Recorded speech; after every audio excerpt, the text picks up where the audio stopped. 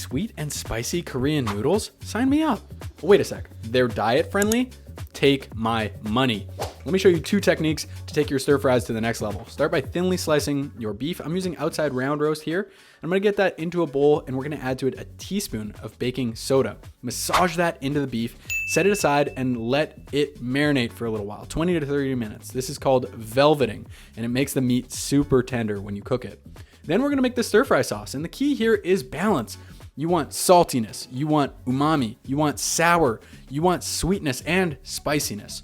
So we're gonna mince some ginger and garlic and get that into our jar. And then we're gonna add to it soy sauce for that saltiness and that umami flavor, some rice vinegar for a little bit of that sourness, and sesame oil for a little bit of that nutty flavor. And here comes the sweetness and the heat. This is gochujang. This is a fermented red pepper paste. It's Korean. You can find it in most Asian aisles. I also add to this a packet of sweetener, and you could easily use sugar here. I just like to save on the calories. And then what I do is I just take my peeler and I run it along the length of this carrot until it is peeled. I love to buy these Chinese nant carrots from the grocery store because they're really easy to slice.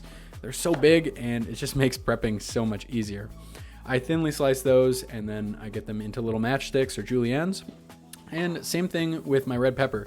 Here's another secret. Do not pull upwards on the stem. You want to pull down in towards the pepper. And look at this. I waste literally 0 flesh. It only pulls out the stem and the white ribbed part of the pepper, which ultimately doesn't taste all that great. And what we really want to do is just thinly slice up this pepper meat. Now we're going to use some shirataki noodles. If you've never had these are 25 calories for this entire packet of noodles and about 1/10 the calories of regular pasta. Rinse them very well and cook them because the liquid they come in has kind of funky flavor and aroma. What we're gonna do is rinse the baking soda off that beef and we're gonna dry it really well so that it can get a nice browned crust on it. And I'm telling you, after you've baking soda marinated this beef, you're gonna do this for all your stir fries. Get just a teaspoon of oil into your pan over medium heat and we're just gonna quickly cook those carrots and those peppers until they're just tender crisp. You don't need to make them super soft. Pull them out and set them aside, and then we're gonna lay the beef into the pan again over medium heat. Just really quickly, let them brown, flip them. They don't have to be all the way cooked through. Just get some color on them and look at this beautiful shot of that beef cooking. Get your veggies back in there and then we're gonna add the stir fry sauce over top and just cook this for another 2 or 3 minutes. You'll notice that sauce starts to thicken up, especially when you get those starchy noodles in there and mix it all up. That sauce is just gonna start grabbing onto those noodles. This is sweet, it is spicy, it is sour, it's salty, it's umami.